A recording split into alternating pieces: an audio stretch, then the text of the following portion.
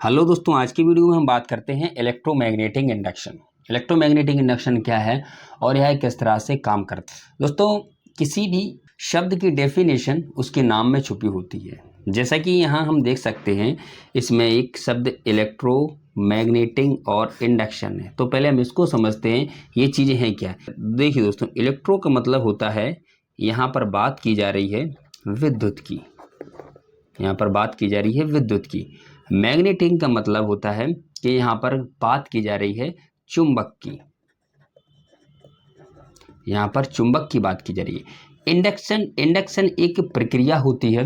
Induction का मतलब होता है कि हम इंडक्शन शब्द का उपयोग हम ऐसी जगह करते हैं जहां हम बिना किसी टचिंग, बिना किसी कांटेक्ट के हम एनर्जी को एक फॉर्म से दूसरे फॉर्म में कन्वर्ट करते हैं, उसे हम बोलते हैं इंडक्शन। जैसा कि हमारा मोटर है, हमारा ट्रांसफार्मर है, ट्रांसफार्मर और जनरेटर, ये तीनों चीजें हमारे इंडक्शन के सिद्धांत पर कार्य करती हैं। तो एक ऐसी प्रक्रिया जिसमें हम एक चीज से, यानी कि एनर्जी को एक जगह से दूसरी जगह तक कन्वर्ट करने के लिए बिना किसी कांटेक्ट के हम उसे चेंज कर दें, उसे बोलते हैं हम इंडक्शन। इसलिए यहाँ पर कहा गया है इलेक्ट्रोमैग्नेटिक इंडक्शन के विद्युत और चुंबक के पावर को या विद्युत और चुंबकीय एनर्जी को बढ़ाया या घटाया जा रहा है या बनाया जा रहा है। कौन से सिद्धांत पर? इंडक्शन के सिद्धांत पर। इसलिए इसको बोला गया है इलेक्ट्रोमैग्नेटिक इंडक्शन। ठीक है दोस्तों, तो ये आपको समझ में आ गया होगा इलेक्ट्रोमैग्नेटिक इंडक्शन आखिर है क्या। दूसरी चीज समझते हैं दोस्तों, एक हमारे साइंटिस्ट थे माइकल फैराडे। उन्होंने दो नियम दिए हैं इसमें। पहला, जैसा कि हम सब जानते हैं कि जब किसी कंडक्टर में करंट का फ्लो होता है, इसमें क्या होता है, करंट का फ्लो होता है। यानी कि मान के चलिए इसमें करंट का फ्लो कहाँ से हो रहा है, नीचे से ऊपर की तरफ यदि करंट का फ्लो हो रहा है तो इस कंडक्टर के चारों तरफ एक मैग्नेटिक फील्ड बनती है। इस कंडक्टर के चारों तरफ एक मैग्नेटिक फील्ड बनती है। अब वह मैग्नेटिक फील्ड कैसी बनती है, वह मैग्नेटिक फील्ड करंट के थ्रू से बनती है। यानी कि जब करंट इसमें फ्लो होता है उसके चारों तरफ एक मैग्नेटिक फील्ड बनती है, ये हम सब जानते हैं। अब माइकल फैराडे ने सोचा कि जब हम एक कंडक्टर में करंट फ्लो कराने से मैग्नेटिक फील्ड बना सकते हैं तो क्यों ना हम मैग्नेटिक फील्ड से करंट क्यों नहीं बना सकते।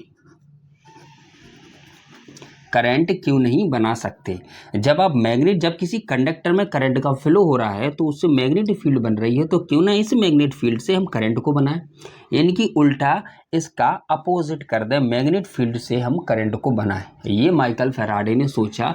इसके लिए उन्होंने हमें दो नियम दिए हैं। पहला, उन्होंने एक्सपेरिमेंट किया। उन्होंने एक कॉइल को उन्होंने इस तरह से रखा और उसमें एक गैल्वेनोमीटर लगा दिया। गैल्वेनोमीटर का दोस्तों काम क्या होता है, गैल्वेनोमीटर का काम होता है कि यह करंट की डायरेक्शन का पता लगाए, करंट की जो धारा है वो किस तरह बह रही है। तो गैल्वेनोमीटर कुछ हमारा इस तरह से होता है, जैसा कि आप स्क्रीन पे देख रहे हैं। तो इसमें हमने देखा कि जब इसमें करंट फ्लो नहीं होता है तो इसका जो पॉइंटर है वो 0 पे होता है, और जब करंट की दिशा, मान के चलें यदि दिशा इसकी इस तरह है, अपोजिट डायरेक्शन में है, तो इसका जो पॉइंटर होगा वो इस तरह मूव करेगा, और यदि पॉजिटिव डायरेक्शन में है तो इसका पॉइंटर इस तरह मूव करेगा। अब दोस्तों, ये चेक करने के लिए हमने गैल्वेनोमीटर लगाया कि इसमें कुछ फर्क पड़ता है या नहीं पड़ता। और इस कॉइल के पास में हमने एक वार मैग्नेट को रखा, एक मैग्नेट को हमने इसके पास में रखा, नॉर्थ टू साउथ। ठीक है।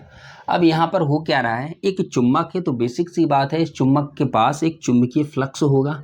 तो इसका जो चुंबकीय फ्लक्स है वो कुछ इस तरह से है, क्योंकि चुम्बक का जो चुंबकीय फ्लक्स होता है वो नॉर्थ से साउथ की तरफ जाता है।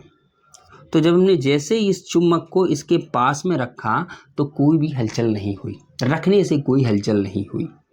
इसके बाद जब हमने इस चुम्बक को जैसे ही हमने इसको हटाया तो एक डिफ्लेक्शन देखने को हमें मिला गैल्वेनोमीटर में। तो यहाँ से माइकल फैराडे ने कहा जब किसी कॉइल को चुंबकीय क्षेत्र के पास में रखते हैं और उसे मूव कराते हैं तो हमें एक डिफ्लेक्शन देखने को मिलता है। वो डिफ्लेक्शन या तो हमारा पॉजिटिव साइड होता है और या फिर हमारा नेगेटिव साइड होता है। इस तरह से उन्होंने गैल्वेनोमीटर में एक हलचल देखी। तो यहाँ से उन्होंने यह सिद्ध किया कि जब हम किसी चुम्बक को किसी कॉइल के पास में रखते हैं और उसे मूव कराते हैं तो यहाँ पर हमें एक डिफ्लेक्शन देखने को मिलता है। अब दोस्तों डिफ्लेक्शन क्यों होता है इसमें? क्योंकि जब किसी चुम्बक में चुंबकीय क्षेत्र बनता है, वो उस चुंबकीय क्षेत्र में नंबर ऑफ फ्लक्स लाइन ज़्यादा से ज़्यादा यदि इस कॉइल के पास में निकलती हैं तो यहाँ पर करंट इंड्यूस ज़्यादा से ज़्यादा होता है। और ऐसी स्थिति में हमारा जो गैल्वेनोमीटर है वो कुछ इस तरह से डैम्पिंग करता है इस साइड को। यहाँ इसकी ज़ीरो है, इसकी ज़ीरो पोजीशन है और यदि हम इसको मूव करा, इसमें सबसे ज़्यादा नंबर ऑफ फ्लक्स निकलता है तो इसकी जो लाइंस हैं वो इस तरफ को डैम्पिंग करती है। और जस्ट इसके अपोजिट जब इस चुम्बक को हम बाहर निकालते हैं तो इसका गैल्वेनोमीटर हमें इस डायरेक्शन में बताता है कि हाँ यहाँ पर करंट इंड्यूस हुआ था। तो यहाँ से एक चीज़ सिद्ध हो गई कि जब किसी चुम्बक को किसी कॉइल के पास में रखते हैं और उसे मूव कराते हैं तो करंट उत्पन्न होता है। ये पहला नियम था माइकल फैराडे का। तो यहाँ पर एक निष्कर्ष निकल के आया, an electric current is the product in a close circuit by a change magnetic field is called of induct current. जब हम किसी चुंबकीय क्षेत्र को किसी कॉइल के पास में रखते हैं उस कॉइल में जो है एक करंट इंड्यूस हो जाता है, वो हमें इस गैल्वेनोमीटर में पता चलता है किसी चुम्बक को पास में रखने से। ये यहाँ पर यह सिद्ध हो चुका था। जितनी फ्लक्स लाइन्स यहाँ से गुजरेंगी उतनी ही ज़्यादा करंट का फ्लो होगा। अब यहाँ पर एक चीज़ सिद्ध थी कि करंट का फ्लो तो हो रहा है लेकिन चुम्बक को मूव कराना पड़ेगा, हमें चुम्बक को बार बार मूव कराना पड़ेगा और जितनी स्पीड से आप मूव कराओगे उतनी ही स्पीड से यहाँ पर जो करंट है इंड्यूस होगा, ईएमएफ इंड्यूस होगा। अब दूसरा एक्सपेरिमेंट क्या किया उन्होंने कि एक कॉइल को उन्होंने जैसा का तैसा रख दिया, ठीक है, जैसा यहाँ था, यहाँ पे कोई चेंज नहीं किया और यहाँ पर एक गैल्वेनोमीटर लगा हुआ है जो करंट की डायरेक्शन को हमें बता रहा है, कोई चेंज नहीं किया। दूसरी तरफ उन्होंने क्या किया, दूसरी तरफ एक कॉइल और लगाई, उन्होंने एक कॉइल और लगाई जिसके एक सिरे को और दूसरे सिरे को, दोनों सिरों को उन्होंने जो है बैटरी से जोड़ दिया, ये प्लस ये माइनस। अब जैसा कि हम जानते हैं कि जब किसी कंडक्टर में करंट का फ्लो होता है तो इसमें एक मैग्नेटिक फील्ड बनती है। अब यहाँ क्या था दोस्तों, यहाँ एक परमानेंट मैग्नेट थी और यहाँ पर एक इंड्यूस मैग्नेट है।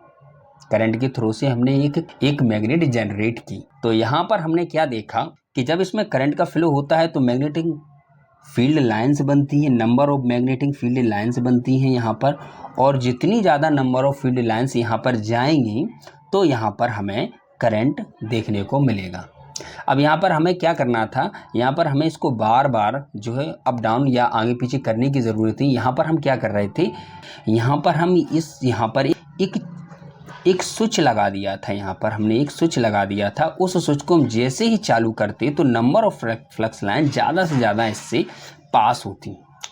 जब ज़्यादा से ज़्यादा इससे पास होती तो यहाँ पर हमें एक डिफ्लेक्शन देखने को मिलता, और जैसे हम इसको बंद करते या इसको हम ऑफ कर देते तो ऐसी स्थिति में भी डिफ्लेक्शन देखने को मिलता है, लेकिन वो नेगेटिव साइड हमें देखने को मिलता था। तो यहाँ पर माइकल फैराडे ने ये सिद्ध कर दिया कि हाँ, जिस तरह से हम एक वायर में करंट के फ्लो कराने से उसके चारों तरफ मैग्नेटिक फील्ड जनरेट कराते हैं, ठीक उसी तरह से एक मैग्नेटिक फील्ड से हम करंट जो है जनरेट करा सकते हैं। ये बाद में निष्कर्ष मिला। तो दोस्तों ये था माइकल फैराडे के दोनों नियम और इलेक्ट्रोमैग्नेटिक इंडक्शन क्या होता है, ये इस वीडियो में मैंने आपको बताया। दोस्तों वीडियो पसंद आए वीडियो को लाइक करना, चैनल को सब्सक्राइब करना। Thank you for watching.